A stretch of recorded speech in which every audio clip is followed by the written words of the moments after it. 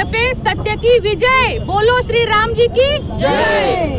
आज आम्हाला सांगायला आनंद होतोय की न्याय व्यवस्थेने मेजॉरिटी हा बेस आहे घटनेचा आणि मेजॉरिटीच्या बाजूने निर्णय घेतलेला आहे। आमच्या 16 आमदारांना पात्र ठरवलेलं आहे, धनुष्य मिळाला, शिवसेना नाव मिळालं, आमदार सुरक्षित झाले। हे फक्त बाळासाहेबांच्या आशीर्वादाने, ज्याने इमानदारीने हिंदुत्वाचा विचार आणि बाळासाहेबांचा विचार डोक्यावर ठेवला, ज्याने संपूर्ण महाराष्ट्राच्या माता भगिनींचा आशीर्वाद ज्यांच्या पगडीवर बांधलेला आहे ना, त्यांना कोणी हरवू शकत नाही।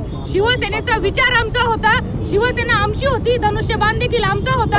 आज त्यांच्या दुर्बुद्धी जे म्हणता की साहेबांना राम नाव घ्यायचा अधिकार नाही, हे कोण आले सांगणारे की या हिंदुस्थानामध्ये एका नागरिकाला काय प्रत्येक जाती धर्माच्या माणसाला राम म्हणायचा अधिकार आहे? या माणसाला देशद्रोही म्हणायला पाहिजे जो म्हणतो की महाराष्ट्रातल्या मराठी माणसाला राम म्हणायचा अधिकार नाहीये। काय कोणत्या तोंडाने बोलतात हे? त्यांचं कसं मानसिक संतुलन खराब झालेलं आहे, त्यांना सोसवत नाहीये, पचत नाहीये हे काय चालू आहे ते, त्यांना अपयश दिलं जात नाही। आणि काय फिक्सिंग म्हणता हे? सुप्रीम कोर्टाला फिक्स म्हणता, या निकालाला फिक्स म्हणता, तुम्ही जनतेला फिक्स म्हणू शकत नाही, जे मतदान देताना तुमच्यासारख्या चोंबड्यांना नाही, असे इमानदार निष्ठावान शिवसैनिकांना देत आहे। भाजप हे यांचे शिंदे गटाचे भविष्य ठरवणार का, असे राऊतही म्हणाले।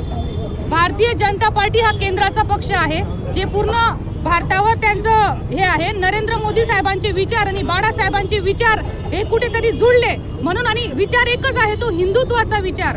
म्हणून हिंदुत्वाचा विचार जर केंद्र असेल आणि राष्ट्र असेल आणि हिंदुत्वाचा विचार एक असेल ना, तर ते मिळून होईल। त्याला कोणी कमांड करते याच्यातला भाग नाही। आणि 1 लोकाला कमांड करू शकतं, 2 ला करू शकतं, 3 ला, 40 ते 50 पर्यंत आतापर्यंत आमदार आमचे होते, यांच्या विचारांना कोणी कमांड नाही करू शकत। आणि ही जी महायुती आहे ना, ही जी युनिटी चालू आहे, हा जो संसार आम्ही थाटलाय ना सुखाने चालू आहे, हे विरोधकांना सहन होत नाही, म्हणून ते वारंवार या संसारावर बोटं कुरघोड्या करायची कामं करत असतात, पण या संसाराला त्याचा काळी मात्र फरक पडणार नाही। जय भवानी। आज खऱ्या अर्थानं न्यायदेवतेवर आमचा विश्वास होता। आज आमच्या बाजूने निकाल दिलेला आहे। खरी शिवसेना ही आमचीच होती, पूर्वी पण आमची होती आणि आजही आमची आहे।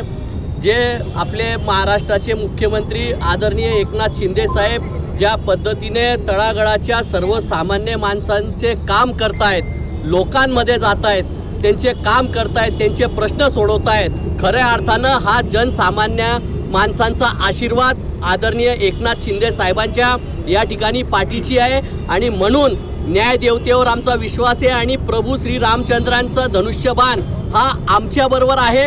आणि हिंदुत्व टिकवून देण्यासाठी कंटिन्यू प्रभू रामचंद्रांचे आशीर्वाद माननीय एकनाथ शिंदे साहेबांच्या बाजूने आहे आणि म्हणून हा निकाल या ठिकाणी लागलेला आहे। हा निकाल फिक्सिंग असल्याचं बोललं जाते। हे बघा, आपण जर बघितलं असेल याच्या अगोदर की पत्रा घोटाळ्यामध्ये संजय राऊतांना जामीन ज्यावेळेस मिळाला तर त्यावेळेस न्याय व्यवस्था व्यवस्थित होती, आणि ज्यावेळेस कायद्याच्या तरतुदीने ज्यावेळेस शिंदे साहेबांच्या बाजूने निकाल लागतो त्यावेळेस न्याय व्यवस्था खराब ठरवली जाते, याचाही विचार आपण केला पाहिजे। हा निकाल नसून हे षडयंत्र आहे असे संजय राऊतांनी वक्तव्य केले।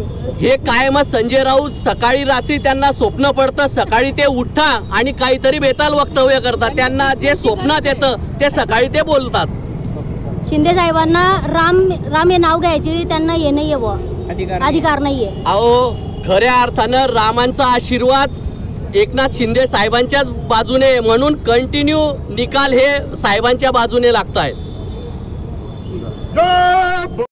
गांधी तीर्थ निसर्गाच्या सानिध्यात महात्मा गांधींच्या जीवनावरील जगातील पहिले मल्टीमीडिया म्युझियम आजच भेट द्या। गांधी तीर्थ, जैन हिल्स, जळगाव। अधिक माहितीसाठी www.gandhifoundation.net वर विजिट करा।